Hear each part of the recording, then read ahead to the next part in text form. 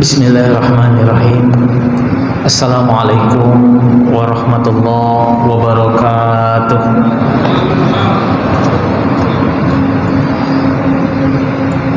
Alhamdulillah, alhamdulillahilladzi hadana li hadza wa ma kunna linahtadiya laula an hadanallah.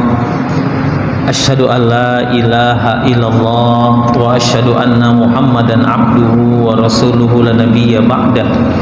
Allahumma salli wa sallim wa barik wa karim wa azim ala hadzal nabiyyil karim sayyiduna wa habibuna wa syafi'una wa qurrati a'yunina wa maulana Muhammadin wa ala alihi wa ashabihi rasulillahi ajma'in. Allahumma antas salam wa minkas salam wa ilaika ya'udus salam fa hayyina rabbana bis salam wa adkhilnal jannata darus salam tabarakta rabbana wa ta'alita ya dzal jalali wal ikram. Amma ba'du. Bapak-bapak, ibu-ibu, jemaah salat maghrib yang dirahmati, diberkahi dan tentunya dicintai oleh Allah Jalla Jalaluh. Kembali kita bersyukur kepada Allah Subhanahu wa taala atas segala limpahan rahmat, nikmat yang Allah anugerahkan kepada kita tanpa henti, tanpa batas, tanpa sekat. Yang beriman tetap diberikan nikmat, yang setengah beriman juga tetap diberikan nikmat, yang kufur tetap diberikan nikmat, bahkan yang kafir sekalipun tetap diberikan nikmat oleh Allah Subhanahu wa ta'ala.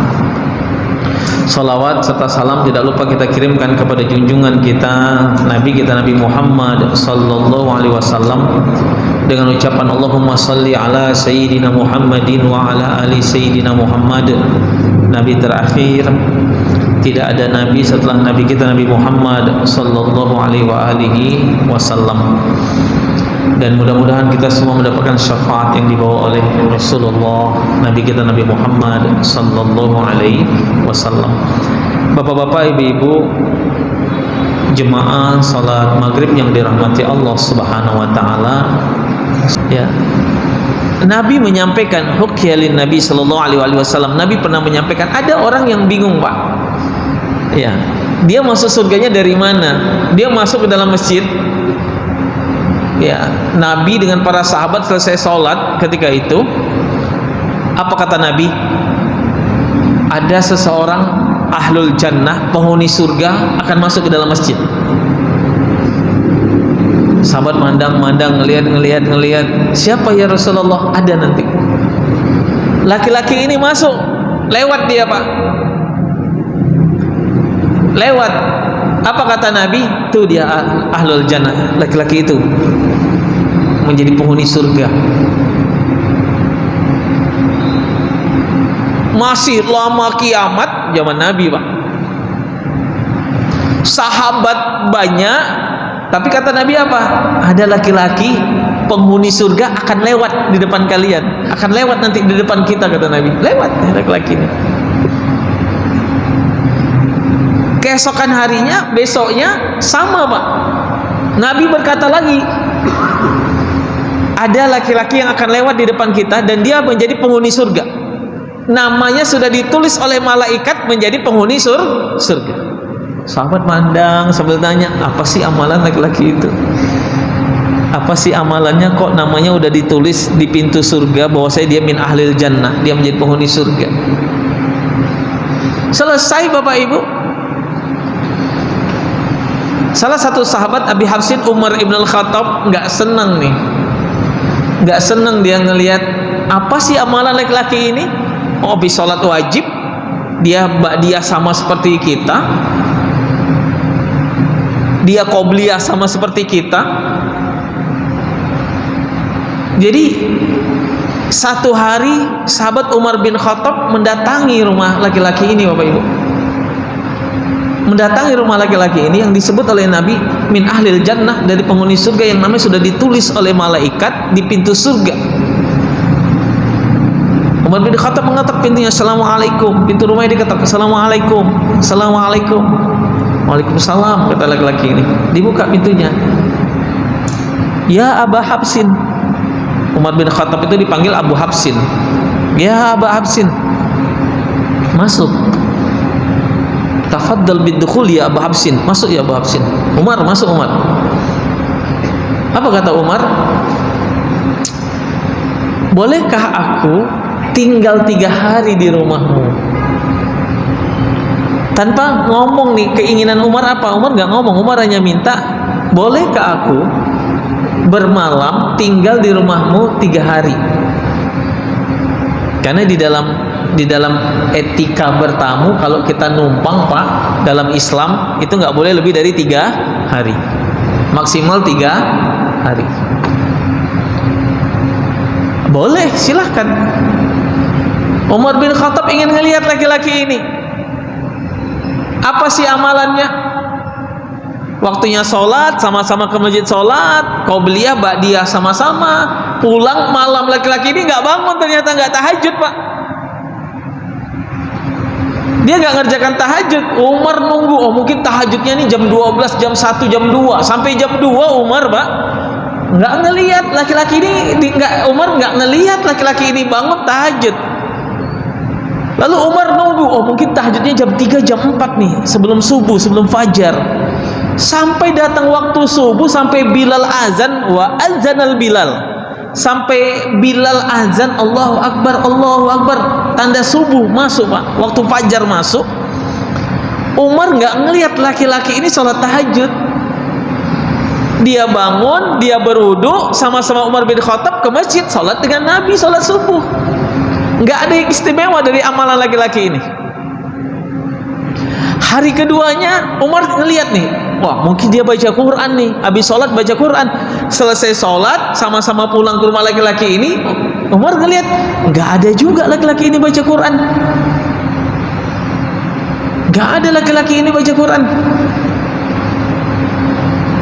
Infak sodako juga enggak laki-laki ini Bapak Ibu, karena dia termasuk dari sahabat Nabi yang miskin. Lalu Umar bin Khattab, oh malam kemarin mungkin dia ketiduran, malam ini nih mungkin dia tahajud nih. Dari jam 12 malam sampai datang azan fajar, ya, azan waktu fajar Pak. Jadi kalau kita ke Mekah, ke Madinah itu kan azan subuh itu 2. Pertama azan fajar, yang kedua baru azan subuh. Yang pertama tidak pakai as-salatu khairum minan naum, yang kedua baru pakai as-salatu khairum minan naum. Jadi jam 12 laki-laki ini enggak sholat tahajud. Jam 1, jam 2, jam 3, jam 4 enggak sholat tahajud. Bangun subuh ke masjid. Umar ikut ke masjid, sholat dengan Nabi. Sampai hari ketiga sama Bapak Ibu. Hari pertama, kedua, ketiga Umar enggak ngeliat laki-laki ini bangun tahajud Pak. Nothing spesial. Umar berpikir, enggak ada yang spesial dari ibadah laki-laki ini. Tapi kok Nabi bilang dia menjadi penghuni surga. Selesai sholat subuh, pulang, Umar mau pamitan, karena kan 3 hari maksimal kalau tinggal di rumah orang Pak, nggak boleh lebih 3 hari.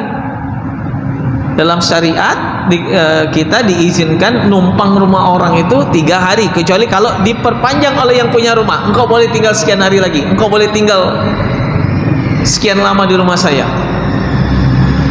Jadi ketika sahabat Umar bin Khattab mau pulang, Umar ngomong nih dengan laki-laki. Penasaran kan Umar? Hei, kami duduk dengan Nabi. 2 kali Nabi Muhammad berkata akan lewat di depan kita penghuni surga. Dan itu engkau, kata Nabi. Kata Umar bin Khattab. Besoknya Nabi berkata lagi akan lewat di depan kita penghuni surga. Yang lewat juga engkau. Tahu nggak tujuan aku, kata Umar, numpang tinggal di rumahmu 3 hari ini? Tujuan aku kepingin ngelihat, aku kepingin contoh apa sih amalan yang engkau amalkan, amalan spesial yang engkau amalkan itu apa? Aku kepingin jadi penghuni surga juga, kata Umar. Tapi aku nggak ngelihat engkau baca Quran, aku nggak ngelihat engkau bangun malam tahajud. Apa sih yang engkau kerjakan? Apa Bapak Ibu yang dikerjakan oleh laki-laki ini? Laki-laki ini senyum lalu berkata, "Ya Aba Hafsin Umar ibn al-Khattab, qabla manami."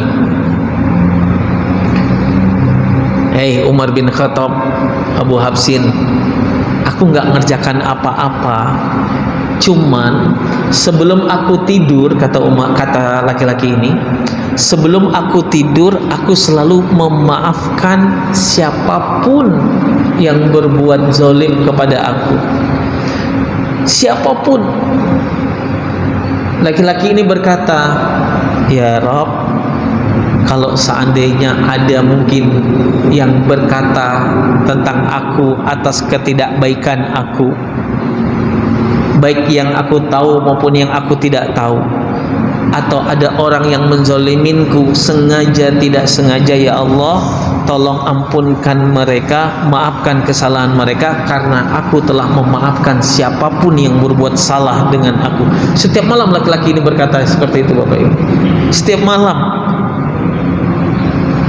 hanya dengan ucapan aku maafkan siapapun yang menyakitin aku, yang menzalimin aku, baik di depan aku, di belakang aku, yang aku tahu maupun aku tidak tahu, yang aku dengar maupun yang aku tidak dengar, semuanya tolong ampunkan dan maafkan ya Allah, karena aku sudah memaafkan mereka.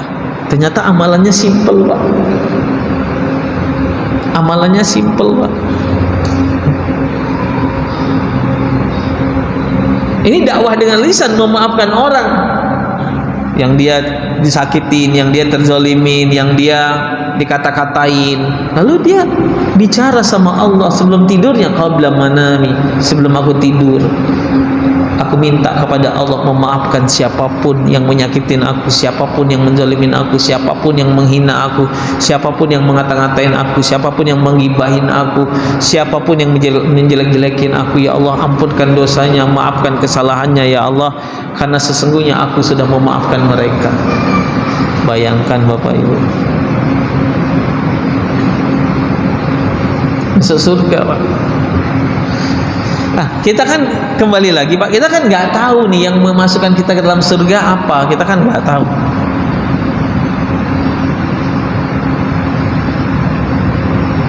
Jadi manfaatkan apa yang kita milikin, ya, apapun Bapak Ibu, menjadi sarana dakwah, menjadi lahan dakwah, lahan jihad kita.